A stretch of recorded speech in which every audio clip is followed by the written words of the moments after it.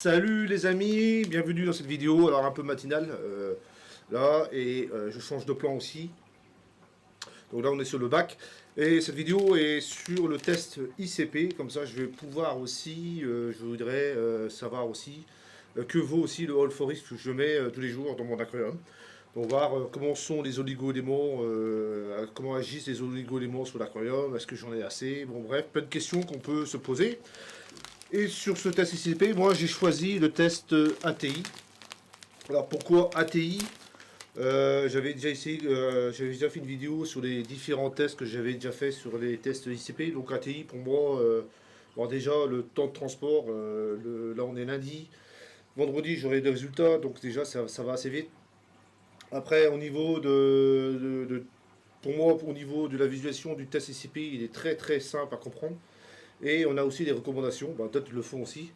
Et moi, ce que j'aime bien aussi chez ATI, maintenant, ils commencent à le faire sur les autres marchands de tests, c'est que maintenant, chez ATI, on a le N3 aussi, que moi, je trouve qui est important. Pour ceux qui ne connaissent pas les tests ATI, donc le test ATI, ici, on a le mode d'emploi avec la petite adresse à mettre dessus. Et ici, on a les fioles et l'enveloppe pour le transport. Donc ici, c'est rien de compliqué. Ici, c'est marqué RO. Donc RO, ça veut dire osmosé. Et ici, on a les trois fioles que je vais dire, pour le bac. Donc c'est parti. On va commencer déjà par l'aquarium.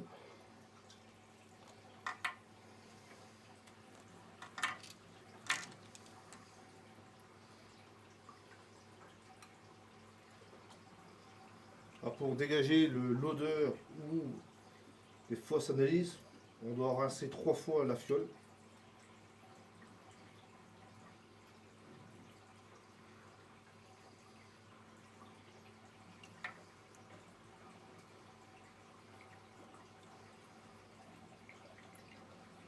Voilà. Alors je mets au maximum, hein, pas. Voilà, je mets au niveau 14 au maximum. Donc pareil ici.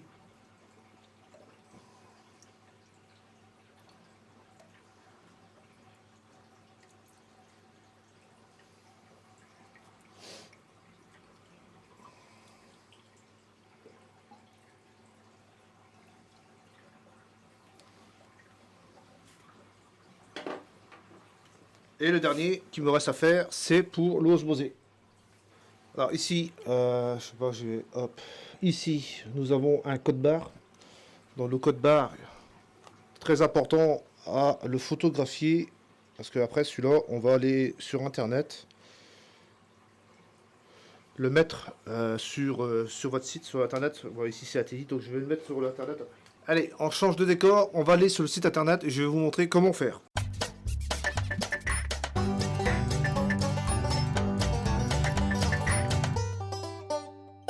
On est sur le site ATI Lab, que j'ai mis en traduction automatique en français.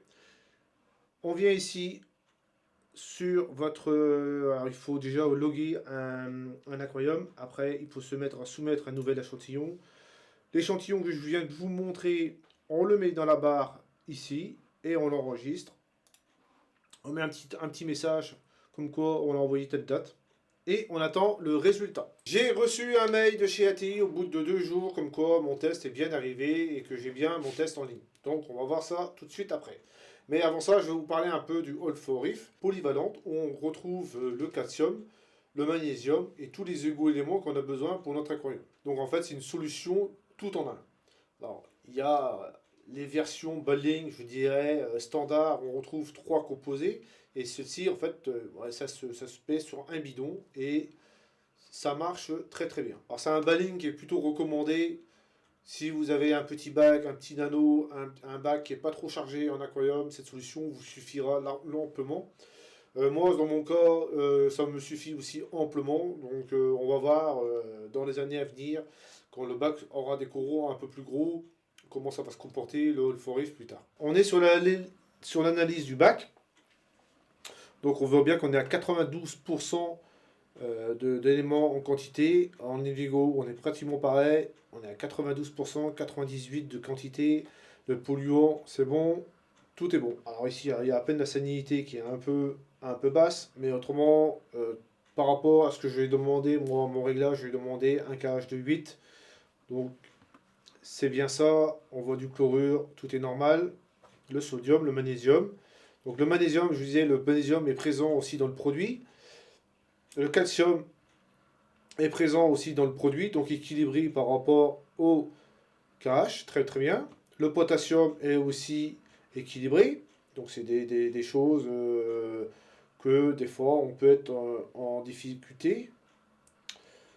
Le strontium, très bien. Le fluor, alors il en manque un peu le fluor, donc c'est marqué flèche en bas. Ça, je vais vous montrer après les recommandations. Le lithium est très bon. Le silicate, alors le silicium, c'est des silicates. Les silicates, ça, c'est pas bon. Comme je vous ai déjà dit plusieurs fois dans les vidéos, les silicates, ça vient des pierres aragonites. Donc j'en ai mis il n'y a pas longtemps, donc c'est normal que c'est en hausse. C'est en traitement. L'iode. Alors l'iode, c'est quelque chose qu'on a du mal à maîtriser dans l'aquarium. Et ici, on voit que dans la solution, il y en a. Mais il n'y en a pas assez. Bon, c'est déjà pas mal, il y en a. Le barium est en forte quantité. Alors ça, c'est normal. Ça peut venir aussi des résines. Voilà, donc le manganèse. Bah, le manganèse, c'est toujours des choses qui manquent, hein. L'arsenic, bah, ça, on n'a pas besoin. Tout cela, on n'a pas besoin. Le vanadium, ça, des fois, on a des... Alors, ça dépend. Des fois j'en ai. Alors, des fois, j'en ai pas. Mais là, avec le produit, j'en ai. Du zinc, j'en ai un tout petit peu. Ça peut venir du produit ou du sel. D'étain, c'est pareil, ça peut venir aussi du produit ou du sel. Donc, à mon avis, moi, ça viendrait plutôt du sel. Les nitrates, c'est normal, j'en rajoute. Et les phosphates, il n'y en a pratiquement pas. L'aluminium, ça aussi, ça peut venir soit de la nourriture, soit du sel.